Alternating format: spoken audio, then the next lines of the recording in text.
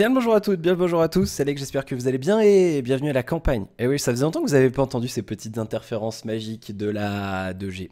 Bon, quotidien numéro 94, on est le jeudi 1er octobre 2015. Demain c'est l'anniversaire de ma maman. Oui, je me mets des mémos comme ça maintenant dans le... Parce que après je regarde la quotidienne, mémo, tu vois, demain, anniversaire maman. Bien, on va commencer avec, comme d'habitude, vos infos jeux vidéo high-tech du jour. Petite info, alors, jeux vidéo, il n'y a rien de, comme je le rappelle à chaque fois, il n'y a rien c'est pas du tout complet, hein. Je donne vraiment ce qui m'intéresse moi, c'est vraiment une petite revue personnelle, donc il n'y a rien de totalement complet dans ce que je vous propose. Du coup, côté jeux vidéo, une bonne nouvelle pour moi, l'extension de la bêta de Rainbow Six Siege jusqu'à dimanche soir. Du coup, je vous avais prévu originellement et toi, quoi, tu joues sur Rainbow Six ce soir, il devait arriver samedi, et il est probable que du coup, il n'arrive que la semaine prochaine, parce que bah, je veux encore, si j'ai la, voilà, je me dis, merde, je peux continuer à tester la bêta, on aura peut-être l'occasion de tourner avec PL Ghost et d'autres personnes ce week-end, notamment Barbaro et compagnie. Du coup, je me dis, je vais peut-être encore attendre, histoire de faire encore un petit peu des prises. Là, j'ai grosso modo 1h30 de prise de vue sur le jeu. Et il y a de quoi faire la vidéo, mais je veux encore prendre des trucs. Donc, possible que ce soit encore décalé. Donc, voilà, je vous le dirai, vous le verrez à ce moment-là. Du coup, c'est marrant, je vais encore recevoir. C'est marrant parce que les interférences, c'est un truc. Moi, c'est la blague à part, mais c'est un truc, ça me. Je sais pas si vous avez connu. Mais quand on était au collège, nous personnellement, on faisait ça. Vous savez, en cours d'anglais. Tu savais, on avait des magnétophones, les profs ils mettaient une cassette dedans, et du coup il y avait forcément un débile dans la classe qui s'amusait à appeler ou envoyer des SMS, comme ça faisait dans le truc. Et les profs ils pétaient des câbles parce qu'ils savaient pas qui c'était. Voilà, bon, juste la blague à part. Du coup, oui, la bêta qui est étendue jusqu'à dimanche, et surtout il y a un event double renommé ce week-end, alors bah, c'est intéressant pour pouvoir débloquer d'autres trucs jusqu'à la fin de la bêta, parce que je vous rappelle que bien sûr votre progression dans la bêta sera remise à 0 pour la sortie finale du jeu qui est, là je vais me la jouer jeuxvideo.com, je vous rappelle que la sortie est prévue pour le 1er décembre sur PC, PlayStation 4 et Xbox One. Bien. Et puis une petite info aussi, si vous avez mis les nouveaux bêta, les nouveaux drivers bêta de chez AMD, les nouveaux catalystes, là, les 15.9, il y avait un gros bug de fuite de mémoire apparemment, donc il y a eu une version, un fixe qui a été publié hier soir, donc c'est les bêta 15.9.1, donc si vous avez une carte AMD que vous avez mis ces nouveaux pilotes, nous vous recommandons de les mettre à jour. Nous, tu sais, il y a tout un auditorium derrière moi, genre... n'importe quoi. Allez, on va passer au high-tech avec avec un petit coup de cœur du jour. C'est le LG V10, il a été officialisé enfin. Vous savez, hein, c'est ce fameux smartphone avec un double écran. Vous savez, le double écran. Après le... C'est très hamburger quand même en ce moment, quand même, hein, ces vidéos. Après le grand premium caméra, suprême caméra, aujourd'hui on a le double écran, tu sais, avec non pas une tranche de fromage, mais 2 tranches de fromage. Double écran. C'est 2 fois plus de plaisir, 2 fois plus de kiff. Du coup, oui, LG a officialisé enfin son téléphone, et moi je le trouve plutôt sexy, justement, ce téléphone. Vous allez me dire ce que vous en pensez dans les commentaires. Je vous montre les faces avant, on a plusieurs coloris. C'est assez à la mode, là, ce vert. Là, on l'a vu sur le Nexus, on l'a vu sur le Robin, là, vous savez, le téléphone cloud là, dont je vous avais parlé là, sur Kickstarter. Pas de truc acidulé, mais j'aime beaucoup cette teinte verte, un petit peu, moi, personnellement, un petit peu menthe, là. Quelque chose que j'aime beaucoup. Donc, on le voit, on a notre écran principal 5,7 pouces. Et on a notre écran supplémentaire en dessus. Il faudrait que je trouve un système de pointage, là, ça serait pas mal. Notre écran supplémentaire en dessus qui permet, je vais vous le montrer, d'afficher tout un tas de choses. Juste avant, rapidement les dimensions. C'est un beau bébé, un gros bébé, 159,6 par 79,3 par 8,6 mm, 192 grammes. S'il vous plaît, 192 foutus grammes. Alors, bon, un gros bébé, un gros bébé. Design assez atypique. On a donc 2 écrans. On a un écran 5,7 pouces IPS Quantum Display, résolution 2K, et un petit écran supplémentaire de 2,1 pouces d'une définition de 160 par 1040 pixels. Et quand on peut le régler en mode Always On, donc il reste activé en permanence, cela va de soi. Et donc il peut afficher des informations en permanence comme le temps, l'heure, la date ou la batterie restante. Et là LG fait fort, et je veux tester ça. Ils nous disent ça ne consomme pas de batterie. Je suis désolé, c'est un écran IPS. Comment voulez-vous que l'écran ne consomme pas de batterie? C'est impossible. Ça en consomme peut-être pas beaucoup, mais ça en consomme forcément. Je suis désolé. Bref, du coup, et c'est pas un écran AMOLED, hein, c'est du IPS. Je suis désolé, c'est du mytho. On ne peut pas ne pas consommer de batterie. Pour ne pas du tout consommer de batterie, il faudrait que ça soit un écran e-ink, voilà, qui change d'état à chaque changement de minute, et là, ça consommerait pas de batterie en dehors des changements d'état d'écran. Voilà, bon, donc LG, faut arrêter de mentir. Attention, on va pas être copains. C'est mal de mentir. Je vous montre un petit peu ce que ça donne rapidement, là, justement, ce second écran. Voilà, hein, le délire, on a tout un tas d'informations. Donc là, par exemple, quand l'écran est éteint, ça peut afficher ça. Et quand vous utilisez le téléphone, on peut afficher le player média en permanence, ou alors des raccourcis, des notifications, ce genre de choses. Donc plutôt pas mal, moi j'aime bien l'idée. Je trouve ça assez intelligent. Donc il y aura une API, vous pourrez développer, enfin vous ou d'autres pourront développer des applications pour tirer profit de cet écran. Donc on peut très bien imaginer après voilà, que certaines applis décident de rendre le truc compatible avec ça. Même si j'y crois moyen, moi personnellement, des grosses applis en général, ils font pas ce genre de choses. Par contre, c'est vrai que des applis tierces, oui. Par exemple, sur le G3, il y avait, à l'époque, je me souviens, donc il y avait la coque Quick Circle que j'avais. Il y avait eu tout un tas d'applis tierces, il y avait même un espèce de launcher qui avait été créé exprès pour relancer des applis quand la coque était fermée. Et là d'ailleurs j'ai commencé à regarder sur le S6, il y a tout un tas d'applis tierces pour tirer profit des écrans latéraux. Donc il y en a quand même maintenant. Et je pense qu'il y en aura ainsi sur ce truc. Autre spécificité, il y a un double capteur photo en façade, donc vous l'avez peut-être vu sur la photo que je vous ai montré juste avant. Il y a deux capteurs photo, c'est assez spécifique. En fait, LG nous dit qu'on peut faire, donc il y a deux lentilles séparées, hein, vous l'avez compris, et on peut faire des photos, des selfies jusqu'à 120 degrés, de 80 à 120 degrés. Et on nous dit, bah en fait avec ce téléphone, vous n'aurez plus besoin, vous savez ce qu'on utilise, un selfie stick, là, les machins pour accrocher le téléphone, là, les trucs on a l'air complètement débile à tenir son téléphone. Ils ont apparemment fait, je cite, un algorithme sophistiqué qui combine les deux images des deux capteurs. Donc c'est intelligent à voir ce que ça donne dans la réalité des choses, donc on verra un petit peu plus tard. On va faire une demande de prix, lui il m'intéresse beaucoup, il faut absolument que je teste ce truc. La coque du téléphone est amovible, elle est plutôt originale, les tranches du téléphone sont bien en métal, hein, ça c'est plutôt cool. Je vous le montre hein, ici, moi je trouve qu'il est plutôt sexy ce téléphone, il est assez imposant mais il a une sacrée gueule. Donc là ces tranches en métal, là, hein, on a différentes couleurs, un peu doré ici et argenté sur ces deux modèles là. Là on dirait un petit peu même doré rose, c'est un petit peu la mode en ce moment là, doré rosé là. Voilà, bref. Donc oui, moi je trouve ça assez sympa ici. Donc les tranches en métal, je me perds dans mon raisonnement, et la coque arrière qui semble être en plastique avec un petit revêtement un petit peu granulé. Je sais pas si vous l'avez vu sur ce que je vous ai montré, vous regarderez si ça vous intéresse. On nous parle d'un revêtement Duraskin chez LG, excellente résistance aux rayures et aux chocs. Voilà, c'est un beau bébé, on va dire ça comme ça. Les boutons physiques bien sûr à l'arrière, c'est habituel chez LG maintenant. Et nouveauté chez LG, le bouton Home a un lecteur d'empreintes digitales. Ça y est, LG s'y met aussi. Donc vous savez, hein, le bouton central, ici, celui-là, donc le lecteur d'empreintes digitales est caché dedans. Voilà, moi je trouve ça magnifique. Je trouve ça... Non, il est joli ce téléphone. Il a un petit truc. C'est ce que je disais, je sais plus quand j'en parlais là, hier ou avant-hier. Mais voilà, LG cherche à innover. Il y a de l'innovation, il y a de la réflexion. On veut sortir un truc qui sort du commun. C'est oui tout de suite. Voilà, moi j'ai pas de problème. L'appareil photo 5 capteurs 16 mégapixels, ouverture 1.8, OIS 2.0, et on est sur une config haut de gamme, Snapdragon 808, 4 Go de RAM. Avant de vous parler de ça, un petit truc, c'est le premier téléphone à offrir un mode manuel pour les vidéos. Vous pourrez modifier le nombre d'images secondes, option de vitesse d'obturation, l'ISO en vidéo, balance des blancs, focus, etc. Donc vraiment, on pourra vraiment faire de belles vidéos, je pense, avec un truc bien génial. HD, Full HD et 4K, et on pourra filmer en 16:9 ou 21:9. Ça c'est bien, moi je trouve c'est bien quand on laisse le choix. Et du coup en photo vidéo, le second écran permet d'avoir des petites options supplémentaires sur le côté, c'est pas mal hein. Moi je trouve ça plutôt intelligent, je trouve ça même bien sympa. Donc vraiment cool. Voilà, bonne idée. Du coup config, et là vous allez kiffer. Sauf peut-être la batterie, mais vous allez kiffer un truc, je vous assure. Snapdragon 808, 4 Go de RAM, et une mémoire interne, par défaut, la version la moins chère, la de base, non pas 16, non pas 32, mais 64 Go de mémoire interne extensible. Oui monsieur, extensible.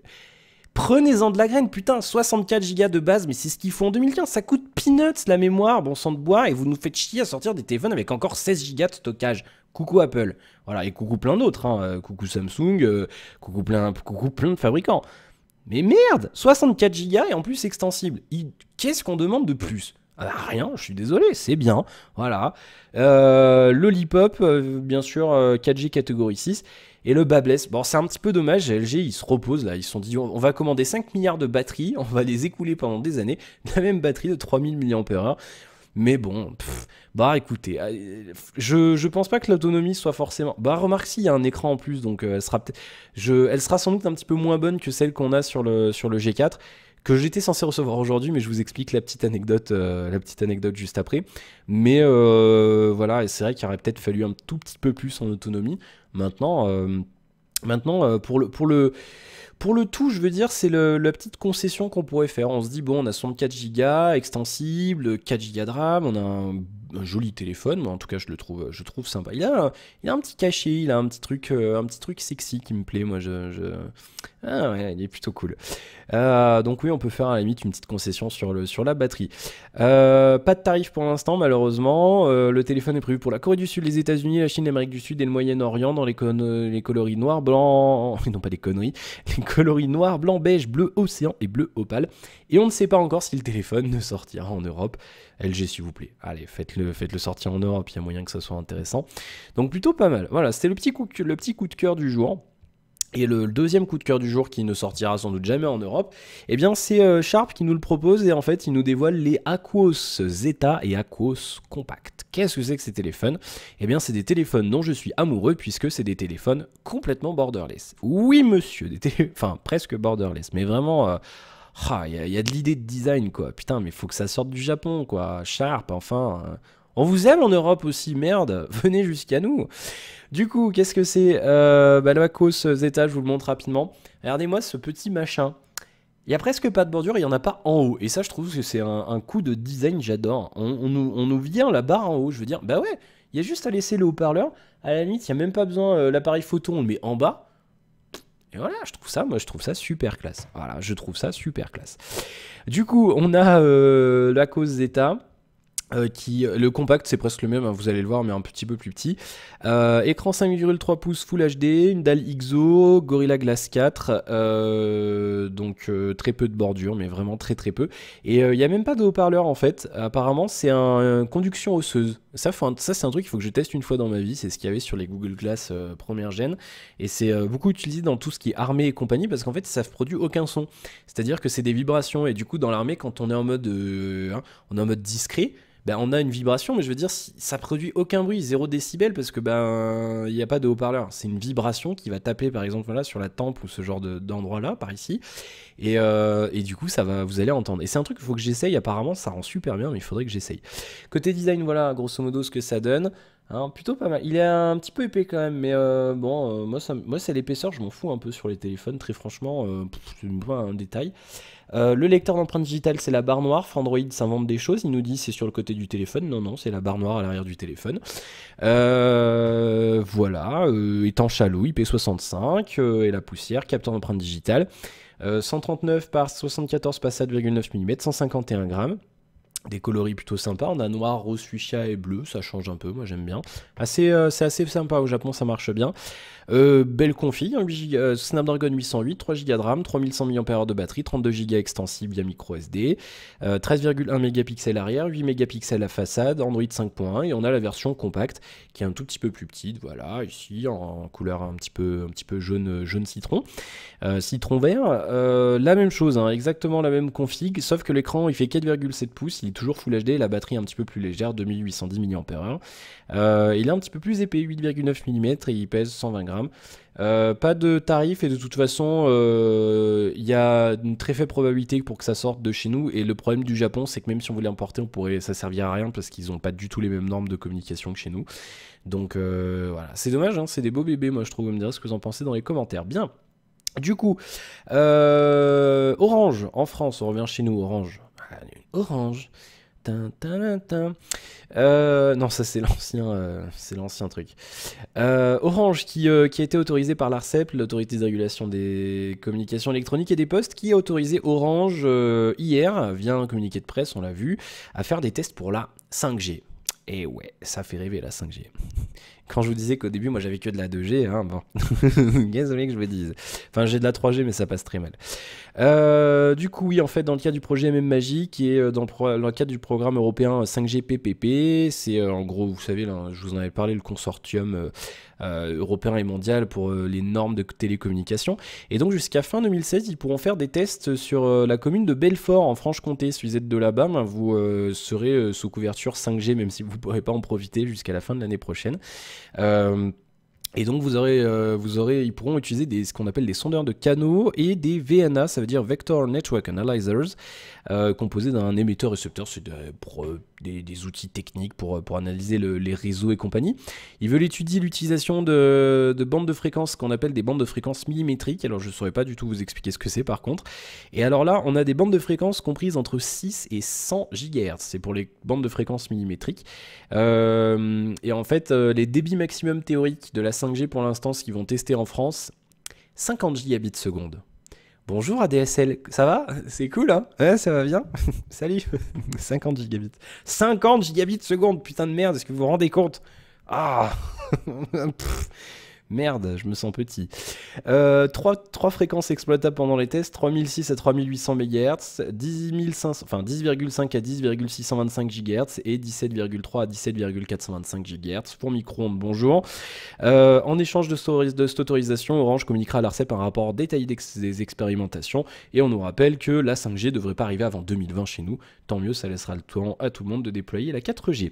Une petite anecdote rapidement, il y a un gars, un ancien Googler qui a réussi à acheter le nom de domaine google.com parce qu'il a été expiré en fait, il y a eu un bug, donc il a pu l'acheter pour $12. Ça a duré 1 minute. Pendant 1 minute, Google n'était plus propriétaire de google.com, c'était cette semaine. Voilà, et en fait, bon, du coup, ils ont récupéré le domaine, hein, évidemment, bien sûr. Voilà. Un truc sympa, tiens, je vous en parle rapidement. Vous connaissez peut-être un jeu qui s'appelle Quiz Up. Moi, j'aime beaucoup, c'est un jeu de quiz. Ah bon? Je pensais que c'était un jeu de bowling. Un jeu de quiz en temps réel. Moi, je trouve ça plutôt pas mal. Et du coup, ça va devenir un show télé, un jeu télévisé aux États-Unis. Ça va être produit et diffusé par NBC. Et donc, en gros, il y aura des candidats sur le plateau qui affronteront des candidats qui joueront directement sur l'application. Il y aura en fait un salon NBC Quiz Up. Donc, il faudra aller rapidos pour être sélectionné, je pense, parce qu'il y aura du monde. Et il y aura donc des thunes à gagner, bien sûr. Ils ont commandé 10 épisodes pour voir un petit peu ce que ça donne, pour tâter le terrain, mais c'est quelque chose de tout à fait fonctionnel, je pense. Et ils expliquent que c'est un concept qui peut être exporté facilement à l'international. Pour un format hebdomadaire, ils disent que ça coûte pas très cher à faire. Donc ça peut être vachement sympa. Dites-moi si ça vous intéresserait. Mais c'est un concept intéressant, je trouve, de faire des jeux télé, enfin des trucs télé interactif avec justement le public chez soi. Ça me rappelle un petit peu dans le délire interactif, vous vous souvenez peut-être, c'est un truc qui avait pas forcément bien marché, mais je trouvais ça un petit peu dommage. Mais sur le concept, c'était intéressant, c'était Rising Star, vous savez, c'était le truc où les gens pouvaient voter avec l'appli M6, et c'est un peu le public qui décidait si les gens allaient faire de la musique ou pas. Et je trouvais l'idée sympa, et de porter ça sur un système de jeu télé avec des quiz et compagnie, où vous pouvez jouer chez vous directement avec le téléphone. Moi je trouve ça intéressant, je trouve ça assez 2015 comme truc. Vous me direz ce que vous en pensez dans les commentaires, mais c'est un truc, moi je trouve ça, c'est intelligent, on peut pas dire le contraire. Voilà, et puis on termine avec une petite rumeur, enfin rumeur, c'est un truc, c'est avéré, mais c'est un produit qui n'est pas encore officiellement sur le marché. Je baille. C'est la Galaxy View, vous vous souvenez, c'est cette fabuleuse tablette de 18,4 pouces. Alors, j'ai pas pensé, mais je voulais vous montrer, j'ai oublié de le préparer. Grosso modo, j'ai rien pour vous montrer. J'ai rien pour vous montrer, c'est dommage. C'est presque 2 fois ça en taille. Voilà, on est là, pépère. Presque 2 fois ça en taille, vous imaginez un petit peu le truc. Ça c'est 10 pouces, 10,1. Donc vous imaginez un petit peu le délire. Ou alors vous avez un écran 17 pouces chez vous, vous vous dites que la tablette sera un petit peu plus grande que ça. Elle a été certifiée en fait par l'organisme sud-coréen équivalent à la FCC aux États-Unis ou la Athéna en Chine. Donc un truc qui dit voilà, c'est un produit électronique valide, il peut être commercialisé chez nous. 18,4 pouces d'écran, on nous parle en fait de ça s'appellerait la Galaxy View, le nom de code ça serait le SMT 670. Une dalle LCD TFT, bah oui, 18,4 pouces, la molette, un peu... bah. Full HD, Exynos 7580, 2 Go de RAM, stockage interne 32 Go extensif via micro SD, et une petite batterie ridicule de 5700 mAh. Pourquoi ridicule? Parce que rien que là-dedans, il y a 6000. Donc, vous imaginez un écran 2 fois plus grand. Avec une batterie plus petite, Samsung, va falloir faire attention à ce que vous faites. Bien. Ouais, oui, attends. Sortie prévue fin 2015 à début 2016, Android 5.1, voilà, bon on verra ce que ça donne, mais grosso modo c'est pas un truc prévu pour le grand public, en tout cas moi je me vois pas du tout acheter une tablette 18 pouces, c'est un truc un petit peu difficilement pensable, on va dire ça comme ça. Bien, du coup on a fini, on va passer à vos commentaires, on a 20 minutes, cette quotidienne est longue, très longue. Allez, vos commentaires, et j'ai fermé, j'avais prévu de vous montrer un truc, parce qu'après j'ai une anecdote, il faut que je le rouvre, une petite anecdote relative à nos chers amis de Chronopost, qui sont très intelligents, mais alors là, le summum de l'intelligence, je vous assure. Bon, je rigole, hein, Chronopost, c'est vraiment le transporteur avec qui j'ai eu le moins de problèmes dans ma vie. Et très franchement, voilà, ça arrive un bug, hein, c'est un truc, mais vous allez comprendre dans un instant. Bien, vos commentaires sur la quotidienne précédente, on est parti, il y a du monde, on va y aller. Alors, Skyzo qui nous dit: salut Alex, je cherche une tablette Android entre 8 et 10 pouces pour maximum 350 €. J'ai pensé à la Asus ZenPad S8 Z580CA, mais il n'y a pas beaucoup d'avis dessus et c'est pour remplacer mon iPad 2 qui est en état de décomposition. Le rétroéclairage n'est plus du tout uniforme avec des points plus lumineux, les bords LCD ont jauni, un peu comme la bande de jaune que tu avais sur ton G3. La fameuse. Et d'ailleurs, tu sais qu'elle est un peu moins visible maintenant, je sais pas pourquoi, mais j'ai regardé le téléphone à ma soeur l'autre jour, là. Enfin, c'est ma soeur qui a le G3 depuis janvier. Et on les voit beaucoup moins. Alors, je sais pas du tout pourquoi, mais ou alors j'ai perdu l'habitude. Question qui n'a rien à voir. Si tu ne jouais pas aux jeux vidéo, tu utiliserais Windows ou Linux sans compter les programmes bureautiques style Office que tu peux installer avec Wine ou un logiciel pour avoir une compatibilité avec les programmes Windows. J'utiliserai quand même Windows. Voilà, je vous le dis, moi je vois pas l'intérêt de m'emmerder avec. Enfin, de m'emmerder. C'est un long débat, encore une fois, c'est un très long débat. Je sais qu'il y a des aficionados de Linux dans l'audience. Mais alors, enfin, si tu veux, là, mes journées sont trop... j'ai pas le temps de faire ce que je veux dans mes journées. Donc si en plus je devais m'emmerder avec un Linux, qu'il faut bricoler un petit peu pour s'en servir toute la journée, même si je suis d'accord qu'un Ubuntu, il n'y a pas forcément besoin de bricoler. Mais non, je serai quand même sur Windows, j'ai pas d'intérêt particulier à passer sous Linux. Par contre, après, sur tout ce qui est serveur, ça dépend. Ça dépend et j'utilise volontiers un Debian, une Debian enfin moi je dis Debian, c'est con mais c'est Debian. J'utilise volontiers un Debian sur un serveur quand j'ai pas besoin de Windows. Maintenant là, ça fait plus de 2 ans que j'ai un serveur Windows et il a passé 2 ans d'uptime, c'est-à-dire que je l'ai jamais redémarré. Et j'ai eu aucun problème de sécurité, rien du tout. Voilà, donc aucun problème de stabilité, aucun problème de sécurité. Peanuts, ça fonctionne très bien. Donc moi je fais partie des défenseurs de Windows. J'aime bien Linux, bien sûr. Maintenant, de là à ce qu'on crache sur Windows non-stop, j'ai un peu du mal. Voilà, j'ai un petit peu du mal. Et moi, en tout cas, personnellement, j'ai pas de problème avec Windows. Je veux dire, j'ai jamais eu de problème majeur depuis Windows 7. Donc je vois pas pourquoi. Non, j'ai aucun intérêt de changer. Du coup, non, pour tout ce qui est demande d'autant que tablette, je connais pas, le marché est assez vaste et je saurais pas forcément là sur le coup de conseiller quelque chose. Envoyez-moi plutôt un mail quand vous faites une demande comme ça. Maintenant, Asus c'est une valeur sûre. Je connais pas ce modèle-là précisément, mais c'est une valeur sûre. Asus, tu peux y aller sur tout ce qui est tablette et compagnie. Il y a quelques temps, j'aurais pas recommandé Asus parce qu'ils avaient encore leur saloperie de connecteurs propriétaires. Parce que oui, Asus, jusqu'à il y a pas si longtemps que ça, ils sont battés les couilles de la réglementation qui oblige, je vous le rappelle, à avoir un port micro USB maintenant. Comme ça, voilà, bon, vous connaissez. Mais donc, ouais, jusqu'à il y a pas longtemps, en fait, par exemple, en 2012, moi j'avais acheté une tablette Asus. Et ces abrutis, bah, il y avait un port propriétaire. Et du coup, la tablette, là, je l'avais offerte à ma soeur parce que j'avais acheté celle-ci. Elle a de la chance, hein, je lui offre tous mes anciens trucs. En fait, je me rends compte. Et du coup, bah, en fait, le câble est mort et on en a racheté un. Il est mort aussi rapidement parce que c'était une daube chinoise. Le câble officiel coûte 30 balles. Merci Asus. Connard de merde avec vos putains de connecteurs propriétaires, la con, la putain. Ouais, non, mais ça m'énerve. Je suis désolé, ça, c'est un truc que je peux plus. Les connecteurs propriétaires, putain, mais ça devrait être interdit, quoi. Je suis désolé, c'est pas possible. C'est vraiment la plaie, quoi. Putain, regardez, rien qu'Apple avec ses Lightning de merde, là. Je sais bien, c'est génial et tout, mais putain, après, vous vous plaignez d'acheter un câble 15 euros. Putain, mais ça coûte rien, un câble. Merde. Ça m'énerve, c'est des trucs qui m'énervent. Bon. Du coup, ce que tu fais, Skyzog, tu m'envoies un mail à admin@alex avec 2x.fr, tu vas sur mon site, tu vas sur le formulaire. Ce que tu fais, tu me remets ton budget, tu me mets les modèles que tu as vus, tu m'expliques ton utilisation. Est-ce que c'est plus pour du web, est-ce que c'est plus pour des jeux, pour des films, séries, ou que sais-je. Et je te répondrai, je te ferai une petite sélection et on fera comme ça. Merci pour ton commentaire. Mimitou qui nous dit: Salut Alex, oui, GLG fait aussi sa go-to-fac. Voilà, c'est ça, j'avais complètement oublié le nom. Tous les dimanches, je trouve que toi aussi tu assures bien avec tes quotidiennes, c'est super. Je suis fan de tes tests qui durent plus d'1 heure. Je comprends pas que les gens trouvent ça long, comme on dit, plus c'est long, plus c'est bon. Encore une fois, un grand merci à toi.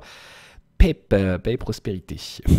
Et oui, voilà, c'est le truc de GLG, je vole pas, c'est chacun sa petite expression. Oui, je sais plus ce que je veux dire. Oui, bah merci pour ton commentaire. Et oui, plus c'est long, plus c'est bon, évidemment. Sauf les trajets en voiture. Sauf les trajets en voiture et sauf les retards SNCF. Ça, c'est un truc. Non, c'est plus c'est court, mieux c'est. C'est les seuls trucs. Bien, merci pour ton commentaire. Jérémy qui nous dit: Salut Alex, moi aussi j'aimerais assister à une conférence, j'aimerais bien aller au Mobile World Congress de Barcelona. Ça doit être gigantesque avec tous les produits présentés à cette période, ça serait vraiment cool. Oui, c'est un truc que j'aimerais bien faire. Maintenant, financièrement parlant, je pense que février cette année, je pourrais pas encore y aller. Et c'est dommage. Mais oui, un jour, j'aimerais bien y aller avec une petite caméra et en mode gros râleur sur les stands, tu sais, genre, bas les couilles, il y a les représentants machin des marques. Mais c'est de la vraie merde. C'est comme ça. C'est un truc, j'aimerais énormément le faire. Bah, bien sûr, si c'est de la merde. Mais ouais, non, j'aimerais bien y aller en mode one again, comme ça. En mode moi-même, quoi, finalement. Pas en mode bisounours avec les représentants pour avoir gratté des trucs. Non, en mode j'aime pas, je le dis. Ouais, c'est un truc que j'aimerais bien faire, c'est vrai. Donc dès que je peux, un jour, si je continue YouTube, il n'y a pas de raison que j'arrête, mais on sait jamais. Mais ouais, si un jour je peux, oui, j'aimerais bien y aller. Que ce soit au Mobile World Congress ou ailleurs, mais oui, c'est un truc que j'aimerais bien faire. Et en effet, ça a l'air super cool. Jérémy qui nous dit: c'est Mewtwo, le Pokémon. Je sais pas si ça s'écrit comme ça, mais c'est celui-là que ça me fait penser Mimitou. Non, c'est pas. En fait, c'est pas ça. C'est. Je sais plus qui c'est qui me l'a mis d'ailleurs. Je sais plus où. C'est Mimitos. Voilà, c'est Mimitos. C'est pas Mewtwo qui me faisait penser Mimitou. Mimitou, on parle de toi, attention. Mimitos, attends. Mimitos, c'est lui là. C'est celui avec c'est celui-là. Tu sais, avec les gros yeux. Et Mimito, ça me fait penser à ça. Voilà. Bien. Blague à part. Désolé, hein, Mimito, hein, c'est ton pseudo, il est assez évocateur dans mon esprit. Il me fait penser à des Pokémon. Voilà qui est dit, voilà qui est fait. Bien. Hassan qui nous dit: merci pour ton excellent journal. Eh bien, merci à toi de le suivre, mon cher Hassan. Et puis Damien qui nous dit: j'ai goûté ce midi le Grand Premium, trop bon, assez déçu des frites spéciales quand même. Oui, c'est vrai qu'elles sont pas. Je m'attendais à mieux que ça, mais le Grand Premium, il est bon. Prochaine fois, menu signature, 16,95 €. Il est pas partout et je l'ai pas au McDo le plus proche de chez moi, sinon j'aurais bien testé le menu signature, bien sûr. Et puis Yes Wipen qui nous dit: si tu as appris l'espagnol d'ici là, pourquoi ne pas faire la 100e dans cette langue, mon cher Alejandro Barcelona, muchas gracias. ¿Qué tal? Non, je pourrais pas. Je veux bien que je sois autodidacte et que j'apprenne les choses rapidement. Je vais me gratter l'œil. Attention, retournez-vous ceux qui n'aiment pas, voilà. Et j'apprends vite les choses. C'est pas un problème, mais une semaine pour apprendre une langue et faire une quotidienne d'une demi-heure, faut pas non plus exagérer les mecs, je peux pas. En anglais, je pourrais, il n'y aurait pas de problème. Maintenant, il faudrait que je fasse des sous-titres, et flemme, donc non. Mais non, la quotidienne sera en français. Mais il me reste une semaine à trouver un truc. Pour trouver un truc, je vais trouver un truc, c'est promis.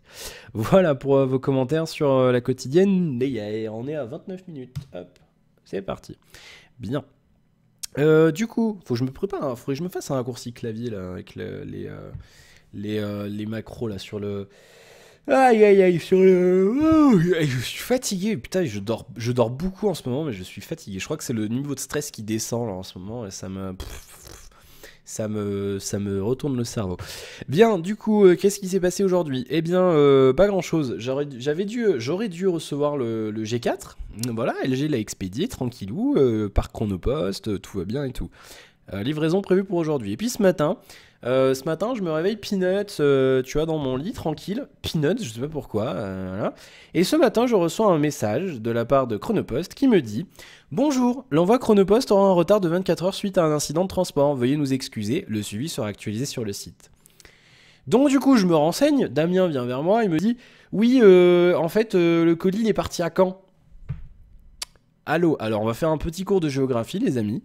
Où est-ce qu'est situé Caen et où est-ce qu'est situé Clermont-Ferrand? Alors, le colis de LG vient de Villeneuve-la-Garenne. Voilà, le truc de presse, c'est à Villeneuve-la-Garenne. Donc c'est en banlieue proche de Paris, hein, c'est en petite couronne. Petit cours de géographie, je vous montre une carte de France, un itinéraire entre Villeneuve-la-Garenne et Caen. Voilà, on le voit ici, vous le voyez. Donc on a Villeneuve-la-Garenne ici, on a Caen ici dans la Manche, là, par là-bas, ici.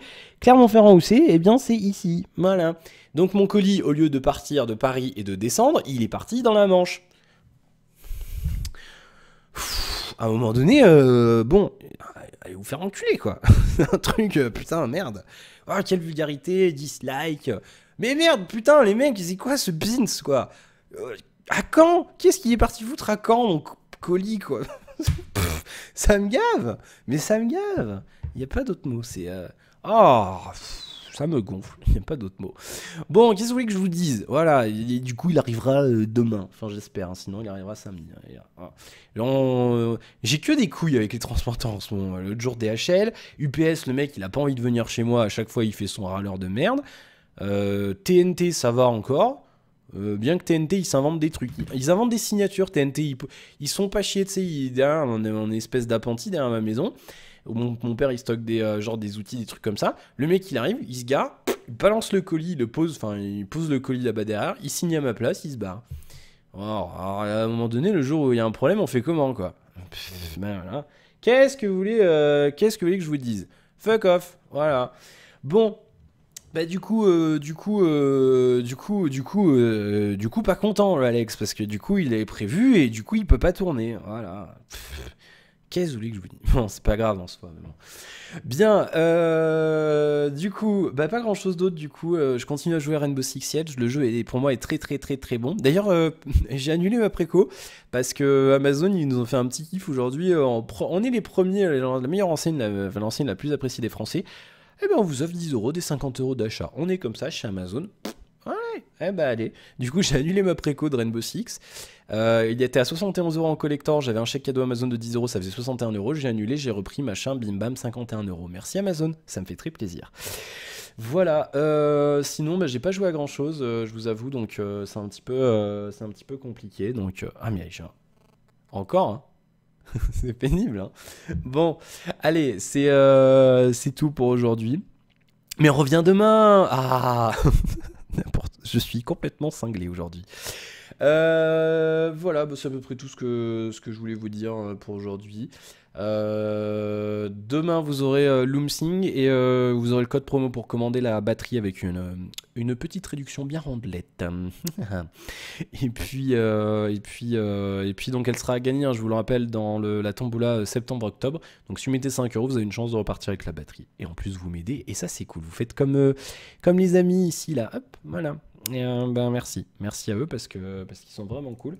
On me parle, voilà, hein, donc c'est, hein, voilà. Bien, bah, écoutez, je vous souhaite une excellente soirée. Merci d'avoir suivi cette quotidienne. J'espère qu'elle vous aura plu. Comme d'habitude, vous likez la vidéo si elle vous a plu. Si elle vous a pas plu, ben dites-moi pourquoi. Hein, bon. Et sinon, vous laissez un commentaire. J'y répondrai dans la quotidienne de demain. Et voilà, mangez bien, portez-vous bien, profitez de la vie. À demain.